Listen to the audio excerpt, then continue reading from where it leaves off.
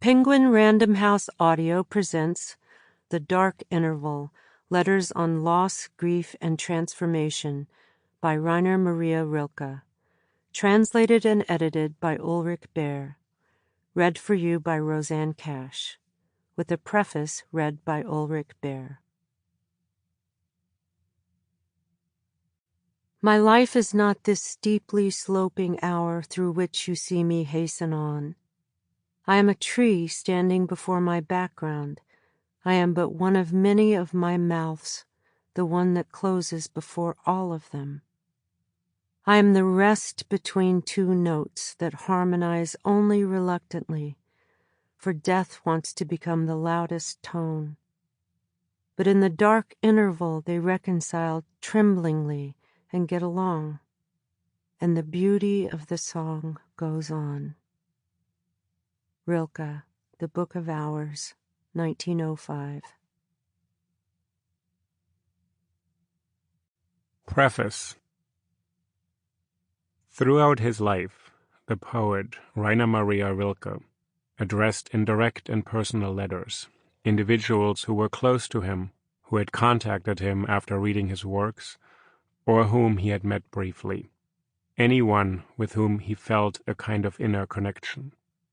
At the time of his death in 1926, at the age of 51, Rilke had written more than 14,000 letters, which the poet considered to be as significant as his poetry and prose.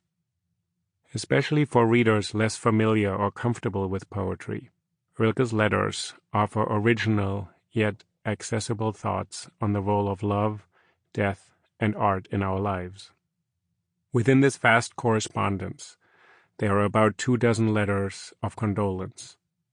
In them, Rilke writes about loss and mortality, assuming the role of a sensitive and serious, yet ultimately uplifting guide through the unavoidably painful dimensions of life.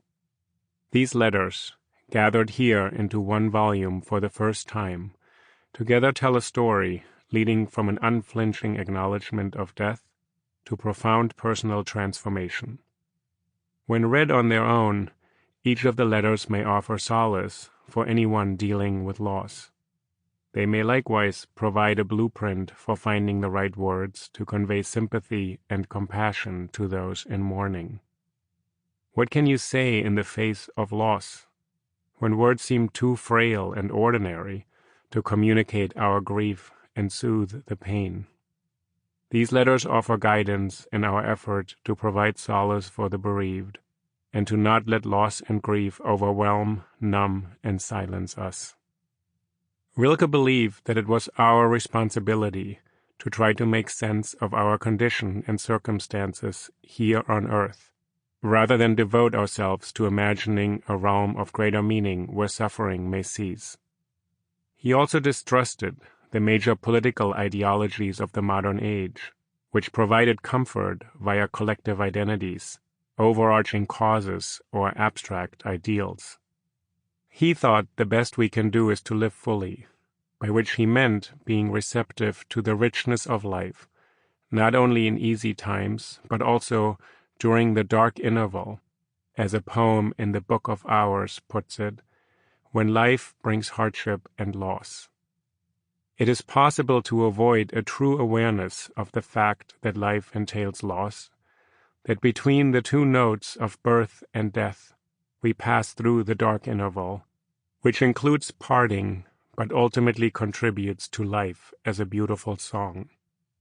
We can distract ourselves, cling to the words and teaching of others that gloss over our pain, or assume preformed identities via religion or ideology that spares from the difficult and hard work of acknowledging and enduring suffering. But the price for such refusal, Rilke feared, was a less aware, less intensely lived life, or a life lived on someone else's terms. Not really confronting the presence of death would perhaps let us live a happy and stable life in a conventional sense. But it would be a life that is less deep and, during the dark moments when we experience a loss or, if we ourselves are spared major afflictions, help others in mourning, ultimately less strong, or even feel less real. The letters collected in this book are prompted in most cases by the death of a recipient's loved one. Rilke wrote most of them almost instantaneously after receiving the terrible news of someone's death. And in several of the letters you can feel this urgency from the very first line. Rilke all but skips a proper address and its formalities to leap right into the most difficult matter, which is the death mourned by the letter's recipient. At other times, he takes a few sentences to make himself fully present to the other person, so that he can be with them, through his language, when they are all alone. Time is critical when someone has lost a beloved person, and Rilke knew that an immediate response could lessen the terrible gaping solitude that had opened up in someone's life. A condolence letter would not fill this loss.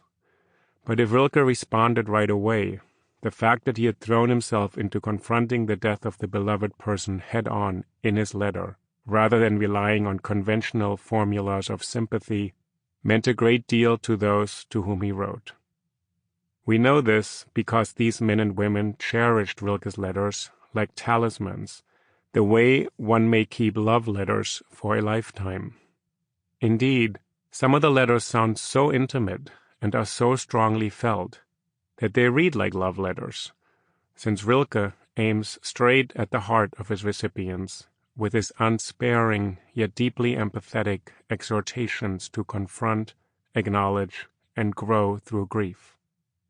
A few of the recipients had been Rilke's lovers at earlier moments in his life, but the intensity of love, or an intimacy shared by genuine concern for the other's experience, is tangible in each letter. With these letters, Rilke presented the gift of enduring language to people who had suffered and often been all but reduced to silence by profound loss. His language lasted in the hands and memories of his recipients, and has now been passed down to us, even after all of them have died themselves. For today's readers, these letters serve as models of how to address a grieving person right away, without searching long, often for too long, for the right words and appropriate phrasing. There's something almost seductive about Rilke's letters. This impression is not due to lingering romantic feelings, but because Rilke aimed to bring the bereaved back into communication and coax them back into the conversation that we call life, right at the moment when they felt most cut off from the world. He gave them words when those were lacking, and told them there's a way to articulate their pain, even if that pain constricts their hearts and throats. These letters are gifts of language, but they are also more than that. Rilke beseeches the addressee, and thus also us, since Rilke wrote his letters in the awareness and with the expectation that they were likely to be published later, not to evade the pain that life brings us. Death does not exceed our strength, Rilke writes in one of these letters. He implores the recipient, who has just lost someone dear to her, not to withdraw from life out of fear of the nearly unbearable pain. Remain in life, Rilke exhorts her. Continue to work on the many things the deceased person could not complete. Touch the unspeakably mute and lifeless clothes and things, now heavy with grief, which a beloved person had so recently imbued with life. This is Rilke's unceasing counsel for those who have lost someone they love. Stay with your pain, and instead of shrinking away from it, use it to forge another path back into life. Rilke's letters of condolence are both subtle and stern, and he remains skeptical about easy consolation. Woe to those who have been consoled. Rilke quotes the early 20th century and now all but forgotten French playwright Marie Rilke in one of his letters. He cautions against consolation, since it can be a diversion instead of healing, and because consolation can become a superficial and almost heartless admonition to Sample complete. Ready to continue?